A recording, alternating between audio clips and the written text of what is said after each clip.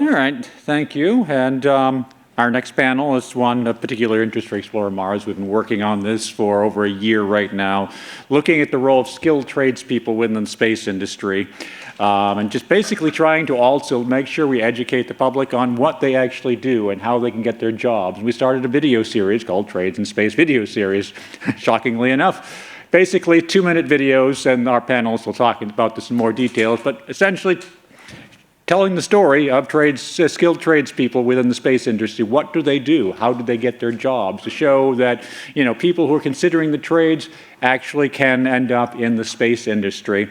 So talking on this topic, we have Mary Engola, who is the communications principal and space propulsion and power systems lead at Aerojet Rocketdyne, L3Harris. And Karin Hoffman, who's at Key Innovation Solutions, who's the founder and the CEO and works closely with Space Florida. So, Mary and Karin. Thank you, Chris. All right.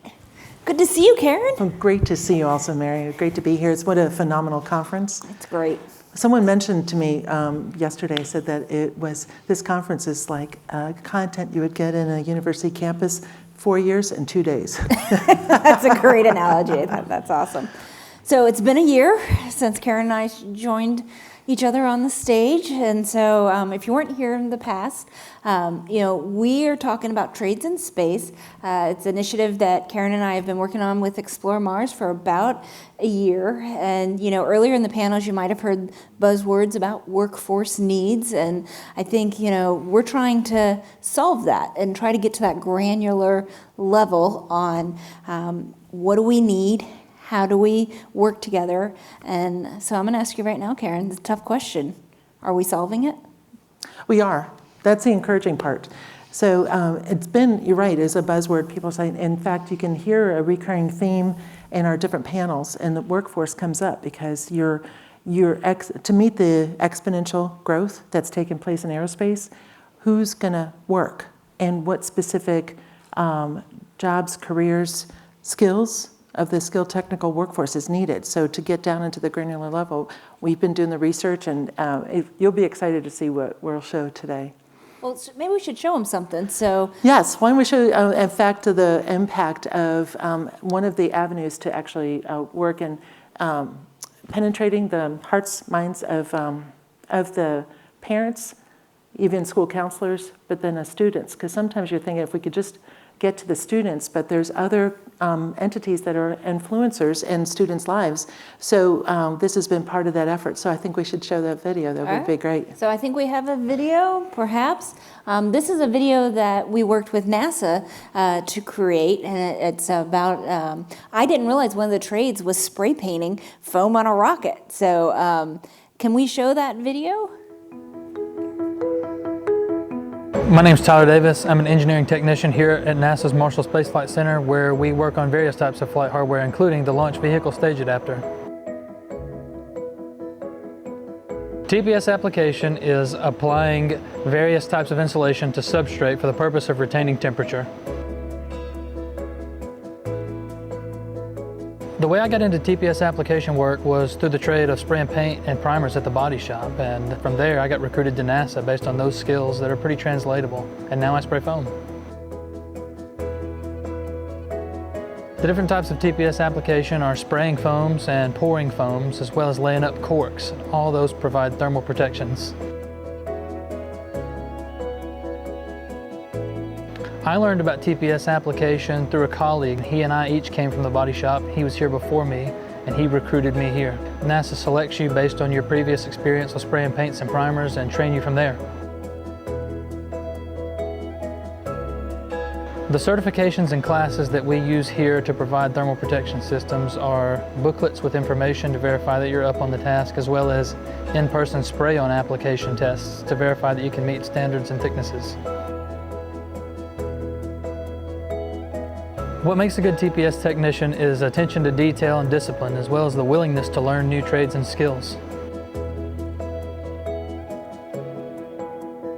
Seeing the SLS on national television and knowing that I play a small part in the Artemis campaign is very gratifying for me, so that's nice.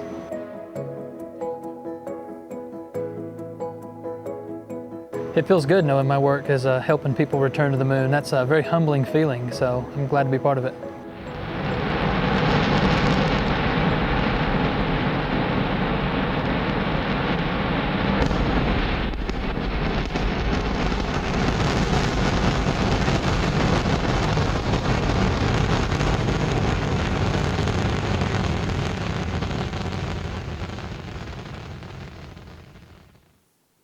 Thank you. So with these videos, we are trying to highlight various trades and show that they're accessible and they're exciting, and there's a role for everybody who wants to be in there. You know, last year we showed one on welding to all of you, and so this one's on spray painting. I know next month, apparently Northrop Grumman's going to have one.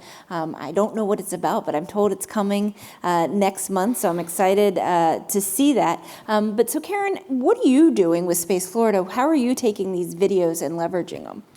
Well, again, it's awareness. So it's helping the conversations within the school districts, with the students, even with school board members, superintendents, the importance of these careers, these trades. These trades are, students that are graduating with credential certifications are getting hired right out of high school, but you can see the value of this. So it really helps move that needle forward and that enthusiasm for it. It's like, oh, I'm starting to put the pieces together. This makes a difference. Are you finding they're resonating with kids and parents and guidance counselors? I think we talked earlier, you know, it's not just the kids that need to see them. It's the parents and the guidance counselors so that they know this is a trajectory they can go in.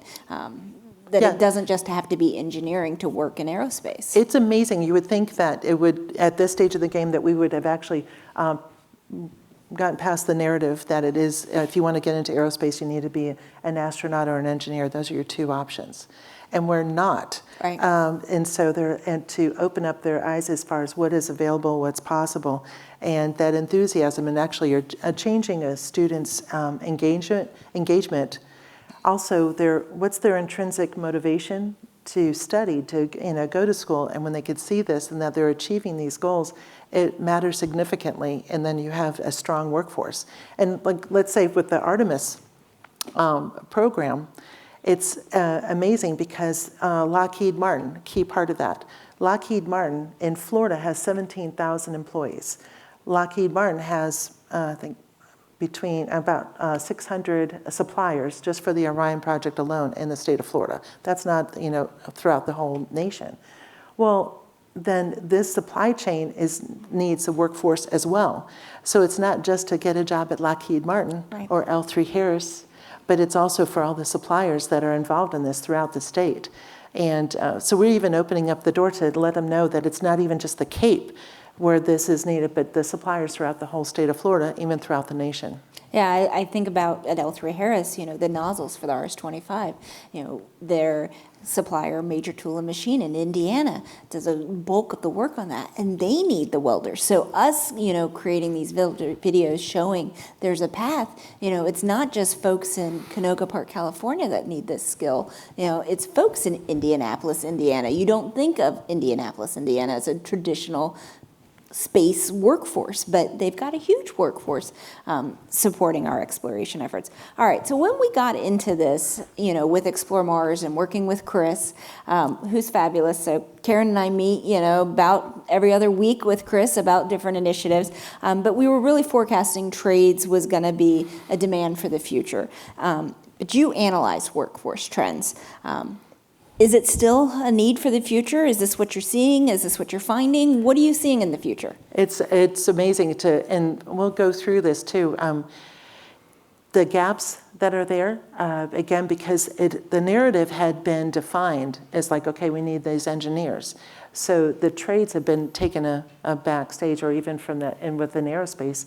But it's interesting because you could see this demand. So we've gone through a concerted effort of having direct conversations with our aerospace partners in Space Florida with the convening. So I'd love to share about that with. Love it. All right. So with Space Florida is a government, and to explain who is Space Florida, that might be helpful. That probably would be helpful. Let's say Space Florida is a government entity, not an agency. It is a special district set up to actually encourage aerospace companies and the related industries into Florida, offering many opportunities. But part of that in the statute set up in Statute 331, if you're a policy wonk, in Florida, but part of it is getting involved in education. So I want to share that, and I have the honor of serving as heading up the workforce integration for the state.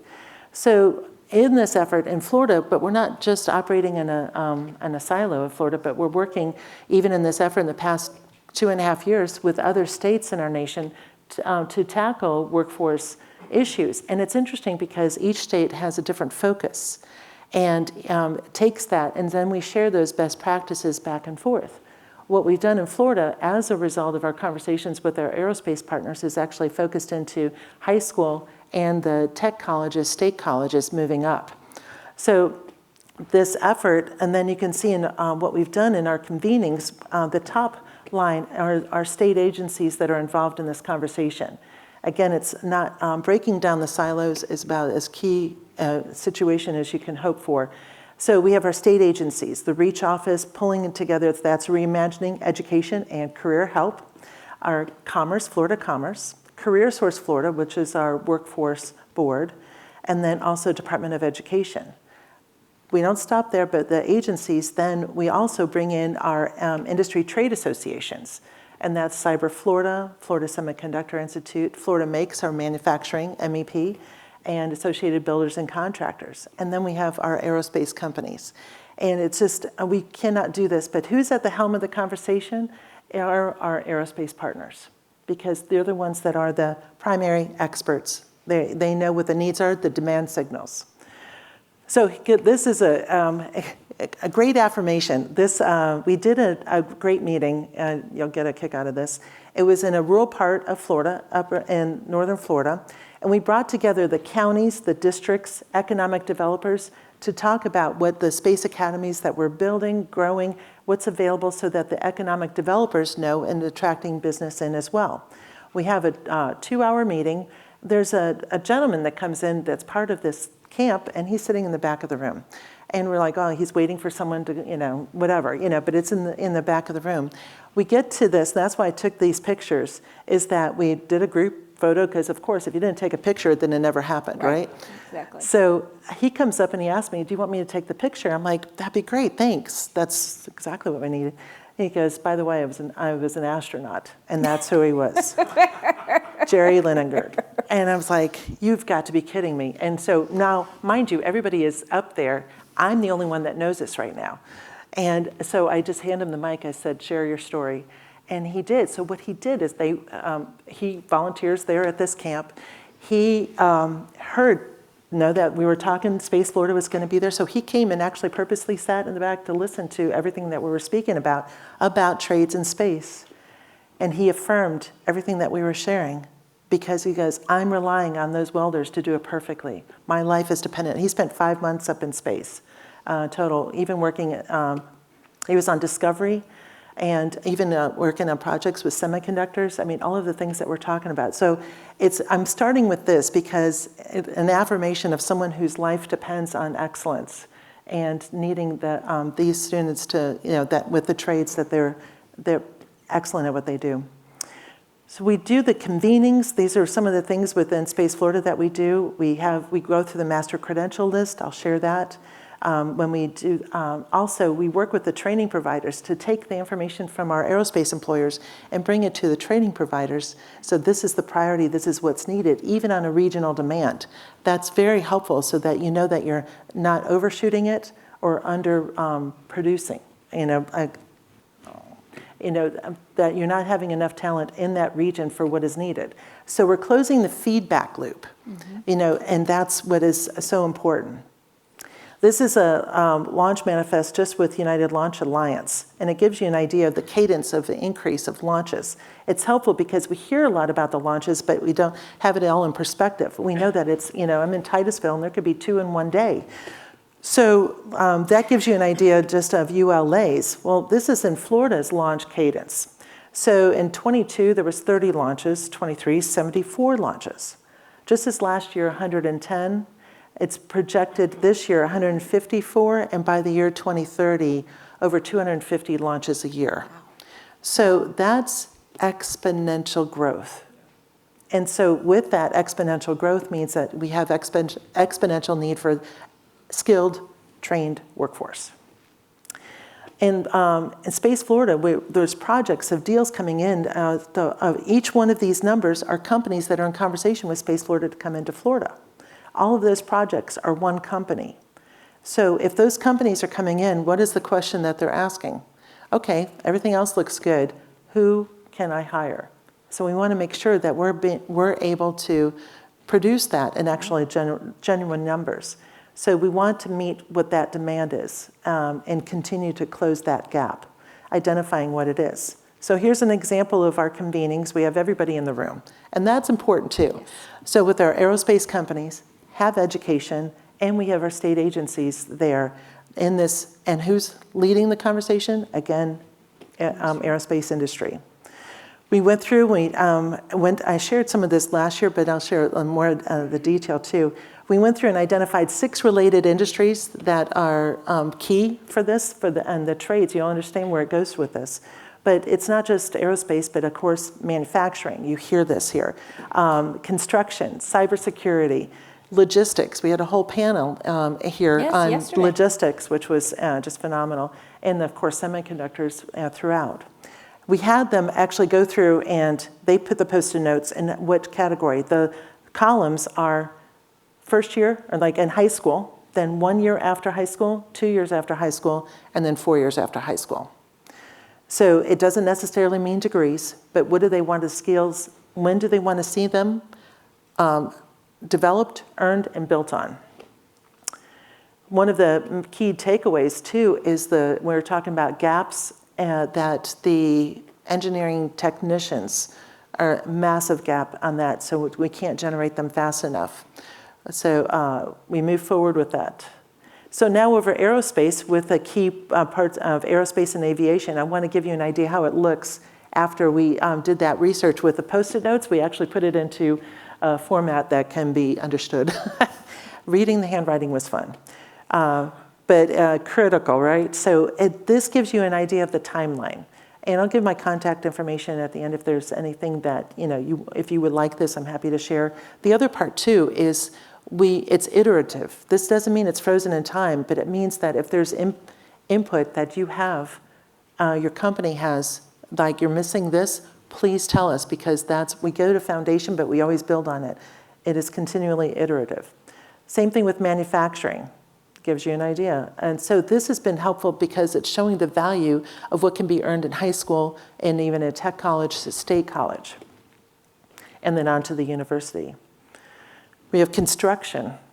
Construction, we have meetings with them, and sometimes with these companies coming in, that's their primary need right away. We need welders, we need pipe fitters, iron workers, carpenters.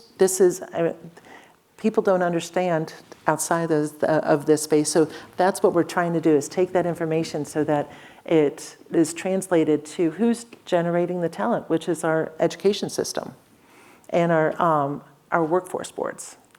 Florida Semiconductor Institute gives you an idea. It's across the whole state of Florida, and that's the other part we're telling. It's not just the Cape, the whole state. You'll see L3Harris in there too. In fact, L3Harris was really gracious to host the Florida Semiconductor Institute. Yeah, it was amazing. Great summit that we had back in February. The engineers, in that 1 hour, they gave me all of this information. It was phenomenal, what was needed in the timeline. Cyber Florida, with cybersecurity and then IT, and then with logistics. And great conversation here also after the panel yesterday. So we go through and we have a master credential list in Florida. And that's all the credentials that students can earn, whether in high school and state college, university system, tech college. So we went through the whole list, over 550, highlighted in blue the ones that were priorities for them. So we have that. That's actually on the Space Florida website, so that you can go there and download that. Then what do we do with those credentials? Where are they located? You could actually search on the talent heat map that we have so you can find what credential you're looking for and find where they're located in the state of Florida. What county is actually producing the most of those? And that gives you It's amazing. dialing it in to the specifics. So here's an idea. I picked one for this conversation to give you an idea. Let's bring it down to, again, as we said, the granular level. How do you play that out in reality? So on that talent heat map, I chose one county in particular, Hernando.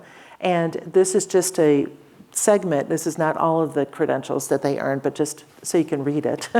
But it gives you an idea. It lists it and which particular credentials and how many are earned in Hernando. So then let's go into the application of the Space Florida Academy program, and then we'll see how that plays out in Hernando.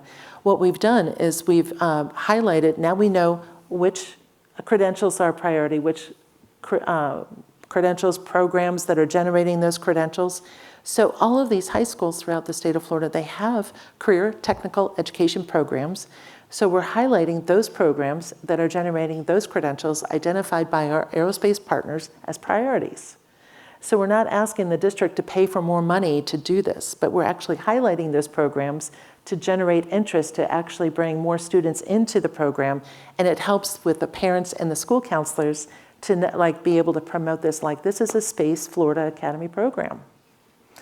We had the MOU signing ceremony, and to date, half of Florida school districts are involved as a Space Florida school district generating programs, those credentials.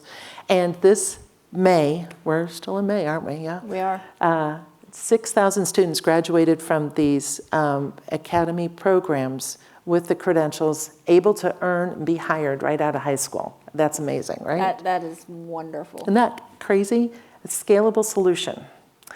All right, so then how does that look for a district? So in a district, this is Hernando, and the different high schools that they have are there. Again, I just did a snapshot of this. This is not the whole county, but each high school. But then what I highlighted in yellow, take that. That's one program that is, together, that grouping across, and it shows you which high school, what program, and at the far right, it shows all of the credentials that are earned in that program. So you can see the value of this as well, the students that are earning these high wage, high demand job credentials. How does that look for the community? Well, now you can see every high school there, which of those programs are Space Florida Academy programs. And so where they're located, Florida is you can choose what high school you want to go to, and then which ones that they're launching. And they're doing this because they heard of industries. Needs. Yes. That's awesome. Right? Instead of floundering, trying to figure out what to offer, now you said, this is a priority, let's generate that. And then into their technical college. So now we have a fantastic feeder program. Mm-hmm. It's being deliberate, strategic to meet those demand needs. And they're just 2 hours from the Cape, so it doesn't mean it has to be right there at the Cape. So that gives a snapshot of the program of such, from that standpoint of what's being involved in increasing that. Again, we had this past year, we had 23 school districts, 167 high schools involved, 577 programs that were resulting in 6,000 students graduating from those programs just this year. And we've just added on 10 more districts. So but how do we use these videos is then and generate that interest so they can put those pieces together. Now when you're enticing a student to go into, automotive program, you could see that in that video, it shows that what's involved in automotive is a transferable skill. I had no idea that we needed spray painters. I had no idea. Yeah. But I love it because I'm learning so much. But then I saw your list and I saw gaming and coding. We need, to figure out how we're using the gamers and coders in aerospace and make a video on that. So right. There's no limit. No. From that standpoint. But we can, and this is where you can pivot. So we get requests in from aerospace companies, and they're like, okay, we need X amount of individuals that are able to do cable harnessing. Yep. And all right, so it doesn't show like what projects they're on. We're not asking for that, but helping us meet your demand signal. And also the timeline. Sometimes you know what's happening down there in 6 months, 12 months, 18 months, 24 months, then we can actually generate the talent. How do we get past that? How do we communicate that to the community, to the district? It's like by using these videos. Oh, that's wonderful. I love it. So do you have any feedback, other things we should be doing with Explore Mars and the Trades in Space Initiative, other things we should be doing with the videos? I think that a nationwide reach with it is huge. On the other side of it is because there's a platform to use this and to spread that out, then this is a great opportunity for companies to say, you know what, I'm in. Let me be a part of that. Let my company be a part of that. And it like, for example, they're not asking for applications only to go to NASA. Right. Right? It is an element of for the greater good. Yes. And so it's like for the industry. In fact, the time that people are spending here and on the panels, it is also an element of for the greater good, right? For the mission, putting pieces together, the networking. Well, this is that. And it doesn't take a lot, but the impact is far-reaching.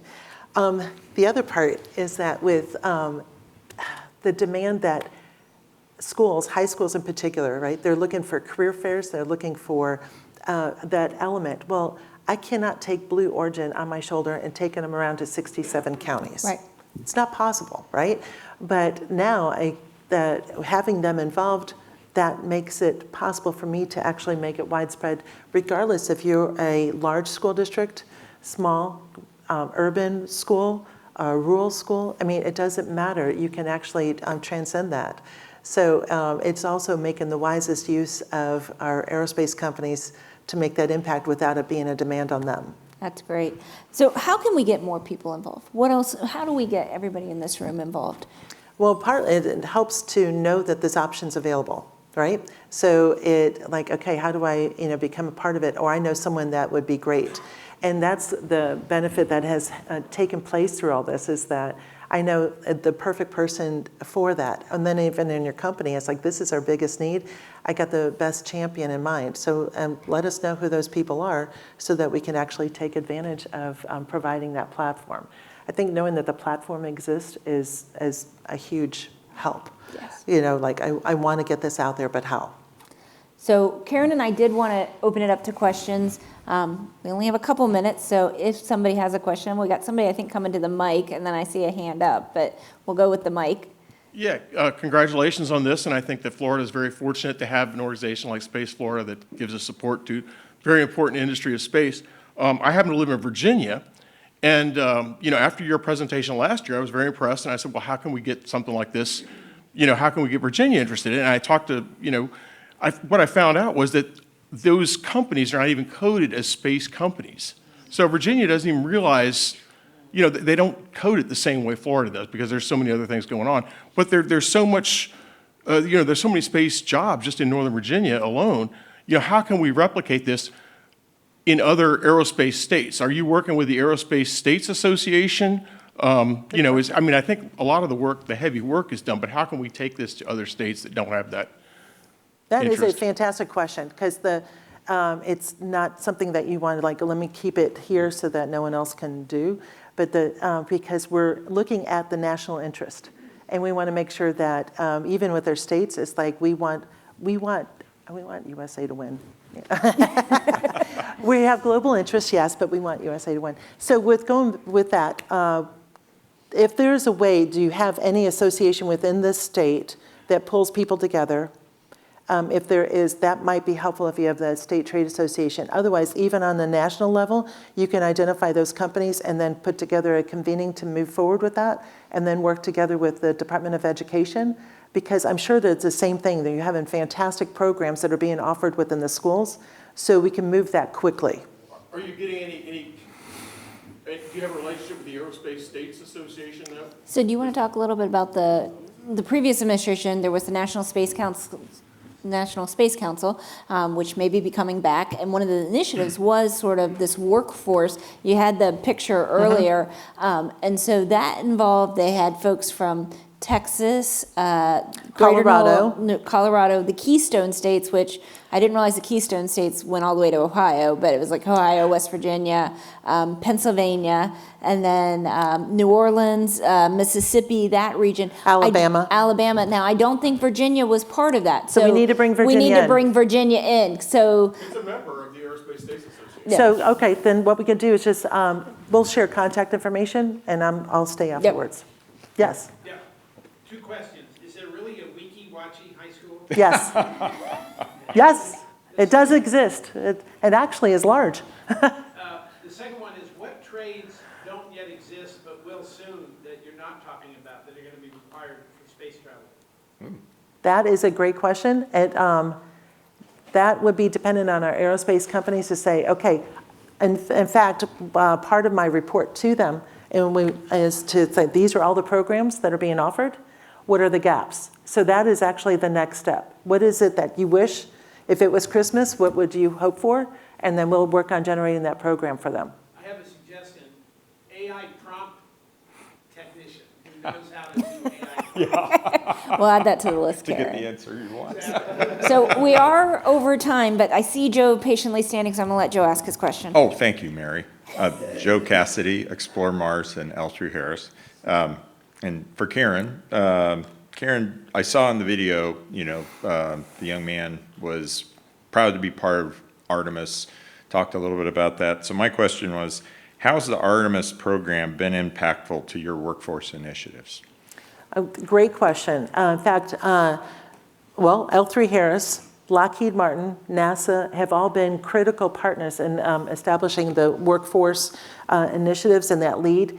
And there's so many companies that have benefited too from the work that's going on with NASA, with the Artemis program, Orion, all of that. It's like it didn't come out of a vacuum. So really building on that. So even inspiring people to come up with startup companies and developing new businesses, more workforce. And these are high wage, high demand jobs.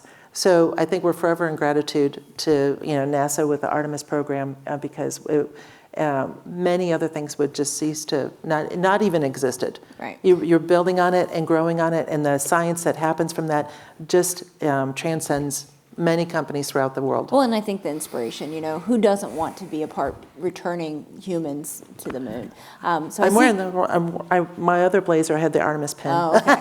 Well, I see Chris, so I think he's telling us that we have to leave the stage, but we have very much enjoyed being with all of you. And if you have any questions, Karin and I will be around. Thank you. Thank you.